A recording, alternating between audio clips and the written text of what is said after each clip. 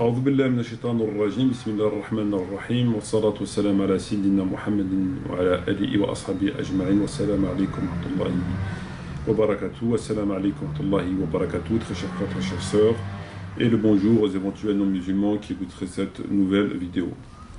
Alors, très chers frères, très chères sœurs, je viens à présent vers vous à travers cette nouvelle vidéo pour terminer les corrections que nous avions apportées sur le livre de Tariq Ramadan, qui s'intitule donc Faut-il faire taire Tariq Ramadan aux éditions L'Archipel, écrit, enfin en tout cas rédigé, un entretien avec monsieur Tariq Ramadan par monsieur Aziz Zemouri. Donc c'est un question-réponse, je vous présente cet ouvrage qui est là. Donc nous avons vu hier dans la vidéo donc précédente que nous avons rapporté les différents propos particulièrement hérétiques tenus par monsieur Tariq Ramadan, notamment et particulièrement au sujet de l'homosexualité et sur d'autres sujets dont il tient des propos particulièrement hérétiques, qui sont à l'opposé donc de ce que l'islam, de ce que tous les savants ont dit depuis la naissance de l'islam, depuis les premières heures de l'islam, depuis toujours. M. Tariq Ramadan est le seul, avec un certain nombre d'hérétiques comme lui. On les connaît, en France on les connaît. Pour les reconnaître c'est assez simple. Ils passent régulièrement à la télévision, ils ont pignon sur rue, ils sont chouchoutés par les ennemis de Dieu, par les koufars, ils sont chouchoutés par les non-musulmans, etc. Donc c'est un islam en fait qui est très apprécié, un islam entre guillemets qui est très apprécié par les non-musulmans. En soi, ça dénote du contenu de cet islam. Alors, très chers frères, très chères sœurs, donc je viens à présent vers vous pour reciter donc des nouveaux textes de Tariq Ramadan. Donc à la page 218 de son ouvrage, 218 de son livre, Tariq Ramadan nous dit, je cite, au sujet de la lapidation. Alors Tariq Ramadan nous dit, l'application contemporaine des châtiments corporels, la lapidation, et la peine de mort ne sont pas islamiques et instrumentalisent la religion à des fins de répression par les pouvoirs souvent corrompus. Ce message est entendu, mais on ne peut s'arrêter là. Il faut offrir une alternative, etc. etc. Donc, pour M. Tariq Ramadan, l'application contemporaine des châtiments corporels et la lapidation et la peine de mort ne sont pas islamiques et instrumentalisent la religion à des fins de répression. Alors là, c'est des propos assez subtils, puisqu'on voit bien qu'il intègre dans ses propos le fait que la lapidation de mort ne sont pas islamiques et instrumentalisent la religion à des fins de répression. C'est-à-dire que M. Tariq Ramadan, en fait, pour annuler, pour abroger la lapidation et d'autres peines corporelles, il veut les mettre en étroite relation avec des gouvernements qui s'en servent pour des fins autres que la raison pour laquelle ils ont été prescrits par Dieu. Alors là, c'est pour embrouiller les gens, puisque lorsqu'on continue à écouter les propos de Tariq Ramadan dit tout simplement que la lapidation c'est barbare, la lapidation n'a rien à voir avec l'islam, même si les textes le disent, etc. Mais cependant, pour atténuer ses propos, il tient à les mettre en relation avec des gouvernements, avec un système, avec un consensus, il n'y aurait pas consensus, etc. Alors tout ça est tout simplement faux.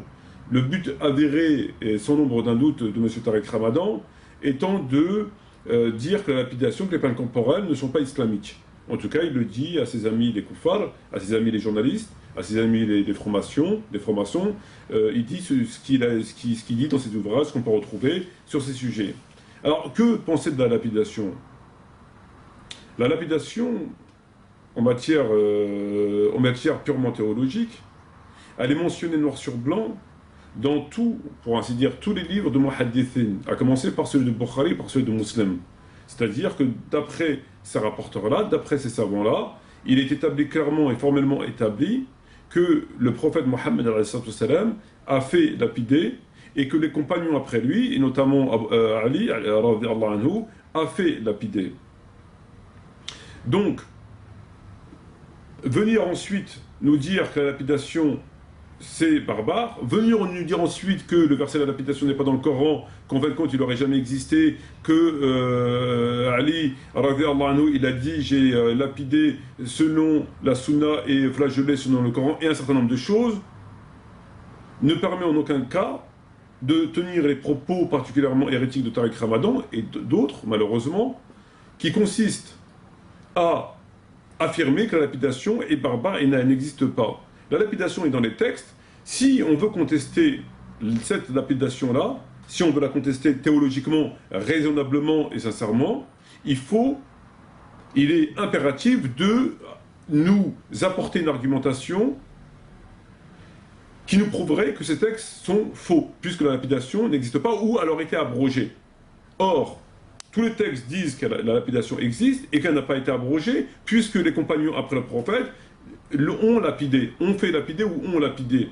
Par conséquent, cette loi-là n'a pas pu être abrogée, car seul Allah Azzawajal peut abroger. Or, après le prophète, tout le monde sait qu'il n'y a pas eu de révélation, donc il n'y a pas pu y avoir, par conséquent, d'abrogation. Donc maintenant, venir nous tenir ces propos hérétiques, on veut bien les entendre. Moi, personnellement, ça ne me dérange pas. Encore faudrait-il être un minimum cohérent pour pouvoir essayer d'infirmer, d'annuler cette loi qui, vraisemblablement, dérange ces partisans d'un islam européen, d'un islam accepté par les ennemis de Dieu, les koufars. Mais sans cela, venir nous dire la lapidation est barbare, la lapidation est une récupération et blablabla, et blablabla, et tout ça pour satisfaire, enfin pour en arriver à la conclusion qu'elle n'existe pas, je veux dire, il n'y a absolument aucune argumentation, l'argumentation est vide, elle est dénuée de toute consistance, elle est inexistante. Voilà. Le plus regrettable étant que ces propos sont tenus uniquement dans le but de plaire aux koufars, tout simplement. Puisque si Tariq Ramadan et ses amis et ses semblables venaient sur des plateaux télévisés en disant que la lapidation est conforme à l'islam, etc., il est bien évident qu'on les inviterait plus. C'est bien évident qu'ils signent leur arrêt de notoriété, ils signent leur arrêt de leur existence, etc., au niveau médiatique. Donc il est bien évident que si ils veulent être acceptés et invités constamment, ah ben, il est nécessaire qu'il faille il leur faut faire des concessions sur des fondements de la religion. Donc il a fait des concessions sur l'homosexualité, sur la lapidation, sur la polygamie, sur le fait de frapper son épouse, etc. Bon, ben, on en arrive à un islam de la fin des temps, comme le prophète Mohammed nous l'a annoncé. Ensuite, Tariq Ramadan nous dit au sujet de battre son épouse, on en avait parlé hier, mais il existe aussi un autre texte dans sa page 91 et 92 dans son livre, il nous dit « Ces interprétations sont fallacieuses, le message du Coran tel qu'il apparaît dans sa globalité, après 23 années et l'exemplarité du prophète, nous conduisent à cette conclusion, il est islamiquement interdit de battre sa femme. Tirer tel ou tel verset de son contexte ou se référer à une telle tradition prophétique trahit le message coranique. » Et blablabla, parce que c'est ce qu'on peut qualifier de blablabla. Ce ne sont pas des propos qui méritent d'être inscrits dans la rubrique propos. Donc c'est du blablabla. Alors Tariq Ramadan nous dit que tout simplement que battre sa femme est contraire à l'islam, en fait, ou bien c'est des littéralistes, donc des idiots qui ont mal compris les textes, ou bien le verset a été sorti de son contexte, ou bien, enfin bref, des choses, de la stupidité, c'est de la stupidité. Moi j'appelle ça de la stupidité. Et en dépit qu'on le présente comme un théologien, comme un savant, comme un intellectuel, c'est de la stupidité. La question de taper son épouse, elle est très claire et personne ne l'a mis en question. Personne ne l'a remise en question. Et sauf, encore une fois, ces énergumènes. Le Coran stipule dans le verset, me semble-t-il c'est la sourate 4, le stipule clairement que le mari a droit, le cas échéant, après avoir utilisé tous les recours, de taper sa femme. Bon. Que penser de ce verset? Ce verset est clair. ce verset n'a pas été abrogé, et il parle bien de taper son épouse.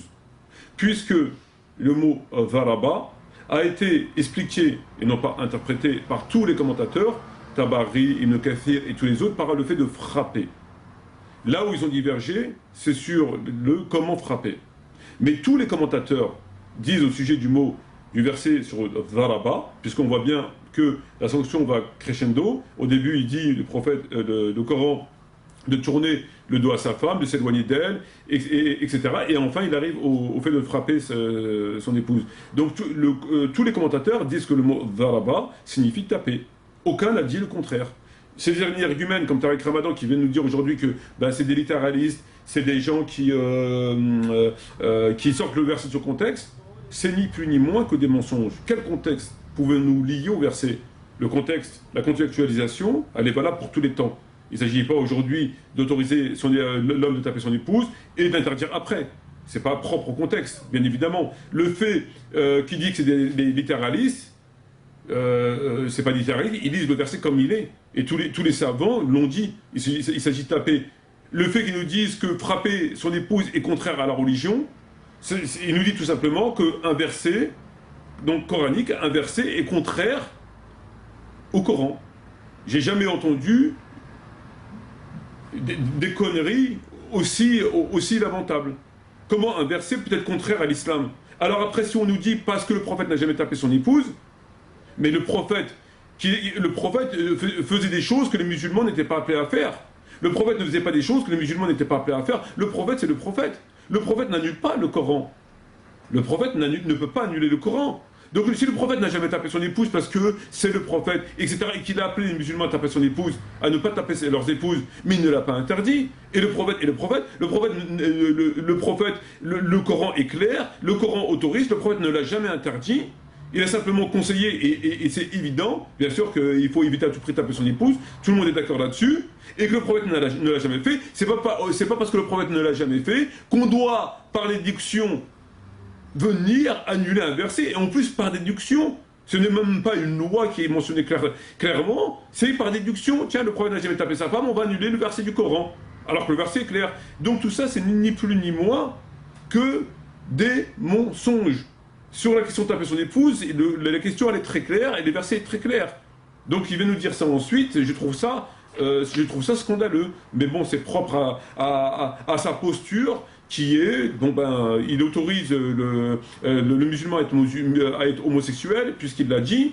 Il a dit un imam peut être homosexuel à condition qu'il reste dans le placard. Donc un imam peut être pédé et avoir des rapports avec des hommes entre chaque prière, etc., etc., ça ne lui cause aucun problème. Il respecte les PD, il mène des luttes avec les homosexuels, alors qu'ils ont été maudits et que le Coran les condamne.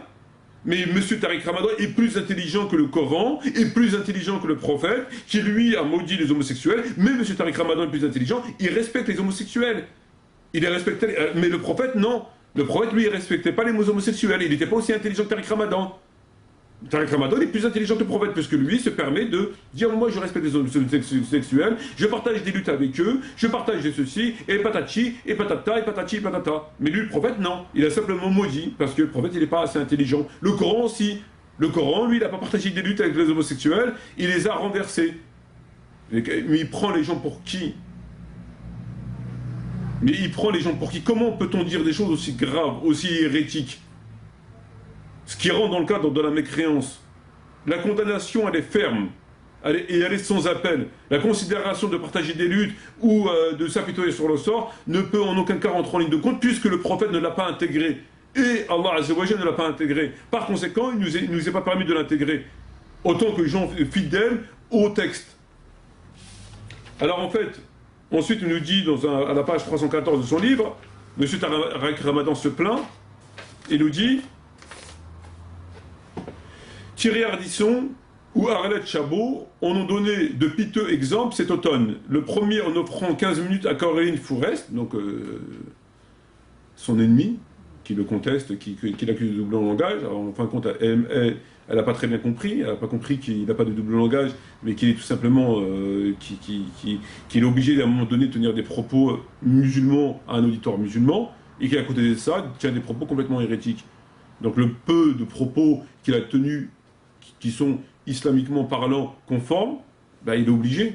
Il parle à des musulmans, il ne va pas leur dire que le cochon c'est halal, il ne va pas leur dire que voilà, il est obligé de leur tenir, de temps en temps, de leur tenir des propos islamiques. Et c'est ce que Caroline Forest elle appelle comme un double langage, alors qu'il n'y a pas de double langage. Mais à côté de ça, il faut retenir 99,99% des propos hérétiques qu'il tient, puisque l'essentiel de ses prêches et des discours qu'il tient ici et là, et qu'il écrit, sont des propos qui sont hérétiques.